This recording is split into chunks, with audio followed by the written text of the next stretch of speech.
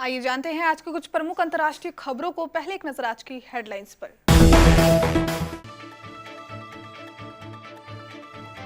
25 दिसंबर को किसानों के खाते में आएगी 2000 रुपये की किस्त, पीएम मोदी करेंगे संवाद। किसान दिवस पर भी किसान खाली हाथ आंदोलन चला रहे नेताओं ने कहा, हमें दान नहीं फसलों के दाम चाहिए, सरकार मजबूत प्रपोजल भेजे। 28 साल बाद सिस्टर अभ्या को मिला न्याय। मर्डर केस में पादरी और नन को कोर्ट ने सुनाई उम्र कैद। यूपी में बड़ा हादसा, यूरिया बनाने वाले इफ्को प्लांट में अमोनिया गैस लीकेज, 2 अफसरों की मौत, 15 हॉस्पिटल में एडमिट। 59,000 करोड़ की स्कॉलरशिप योजना को मंजूरी, 4 करोड़ एससी छात्रों को मिलेगा लाभ। गया में सरकारी स्कूलों में स्मार्ट क्लास शुरू, स्कूलों में लौटी रौनक, प्रतिदिन बढ़ रही है विद्यार्थियों की संख्या। ये है इमरान का नया पाकिस्तान, अंडा 30 रुपए का एक, चीनी 104 और अदरक 1000 रुपये किलो। दिल्ली में फिर बड़ी ठंड, 5.6 डिग्री तक पहुंचा पारा, अगले 24 घंटों में और गिर सकता है तापमान। सुजैन खान ने गिरफ्तारी की खबरों पर तोड़ी चुप्पी, बताई 5 स्टार होटल की उस रात की कहानी।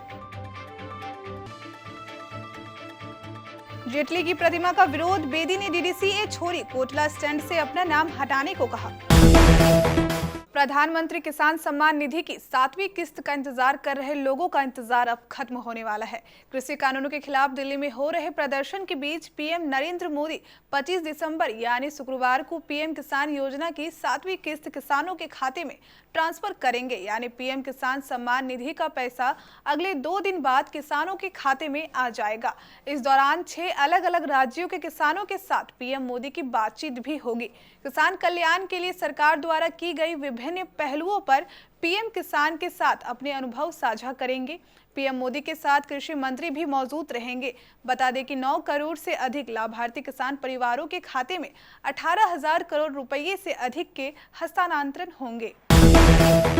28 दिनों से दिल्ली बॉर्डर पर आंदोलन कर रहे किसान संगठन आज किसान दिवस पर भी खाली हाथ रहे। दिन में सरकार की तरफ से सुलह की उम्मीदें तब जागी जब कृषि मंत्री नरेंद्र सिंह तोमर ने कहा, किसान हमारे प्रस्ताव में जो भी बदलाव चाहते हैं वो बता दे, हम उनकी सुविधा और समय के मुताबिक बातचीत के लिए तैयार हैं।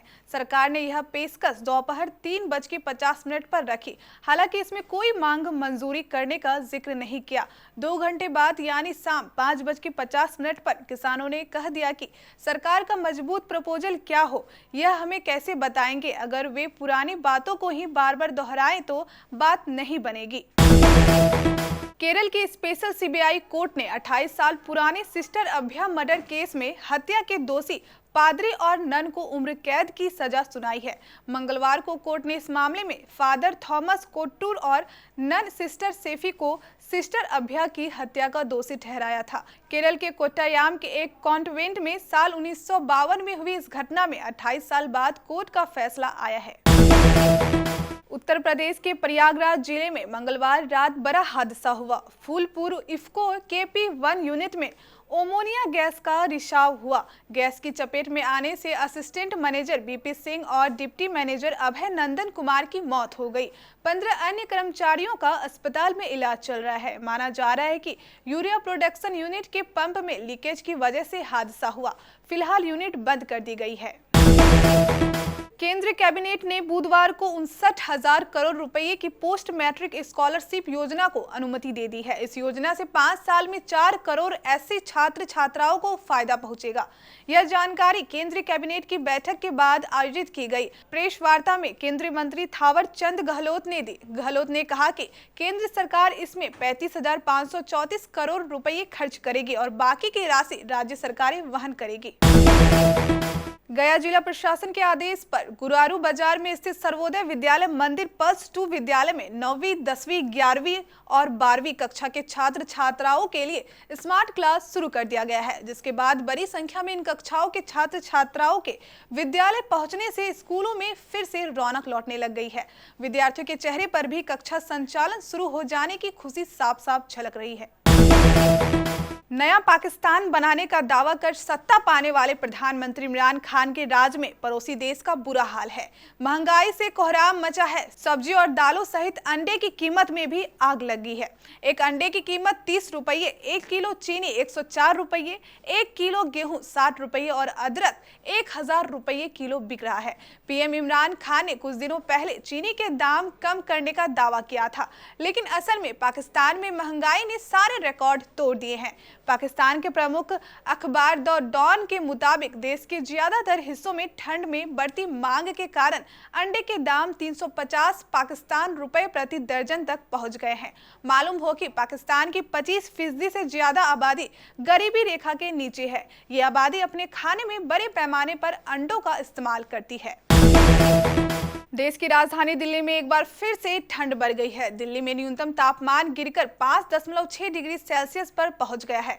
अगले 24 घंटे में तापमान और गिरने की संभावना है। वहीं दिल्ली एनसीआर में कोहरे का भी कहर देखने को मिल रहा है। दिल्ली में आज सुबह घना कोहरा छाया रहा। भारत मौसम विज्ञान विभाग के अनुसार दिल्ली के पालम में आज सुबह 5:30 पर 8.0 डिग्री सेल्सियस तापमान दर्ज किया गया। सफदरजंग ने 5.6 डिग्री सेल्सियस तापमान दर्ज किया, जो अगले 24 घंटे के दौरान 1.6 डिग्री सेल्सियस तापमान तक गिरने की संभावना है। बॉलीवुड एक्टर ऋतिक रोशन की पूर्व पत्नी सुजैन खान ने क्लब में पार्टी करने पर गिरफ्तार किए जाने की खबरों को गलत बताया है। उन्होंने अपने सोशल मीडिया इंस्टाग्राम पर एक लंबा चौड़ा पोस्ट लिखा है। इस पोस्ट में सुजैन खान ने साफ किया वो परसों रात कहां थी। उनका यह पोस्ट तेजी से सोशल मीडिया पर वायरल हो रहा है। सुजैन खान ने लिखा, मेरी विनम्र सफाई, बीती रात में एक दोस्त के बर्थडे डिनर पर थी और हम मेरे साथ कई और फ्रेंड्स थे। रात को 2:30 बजे के करीब अथॉरिटीज ने क्लब में एंट्री की थी और क्लब मैनेजमेंट से उनकी बातचीत चल रही थी। क्लब प्रबंधन और अधिकारी चीजों को सुलझा रहे थे। तब मौजूद सभी मेहमानों को 3 घंटे की अवधि के लिए इंतजार करने के लिए कहा गया था।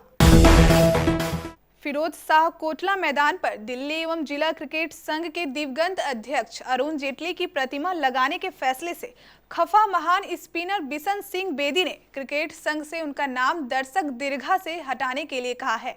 उनके नाम पर स्टैंड 2017 में बनाई गई थी। इसके विरोध में डीडीसीए से भी इस्तीफा भी दे दिया। मीडिया रिपोर्टर से बातचीत में बेदी ने कहा कि मेरे जमीर ने जो कहा मैंने कर दिया। एक क्रिकेट ग्राउंड में एक नेता का बूथ बनाना शोभा नहीं देता। यह बात मेरे जहन में उतर नहीं रही है। मैंने उन्हें बूथ लगाने से रोक नहीं रहा हूँ। मेरा कहना है कि मेरा नाम बस वहां से हटा दीजिए।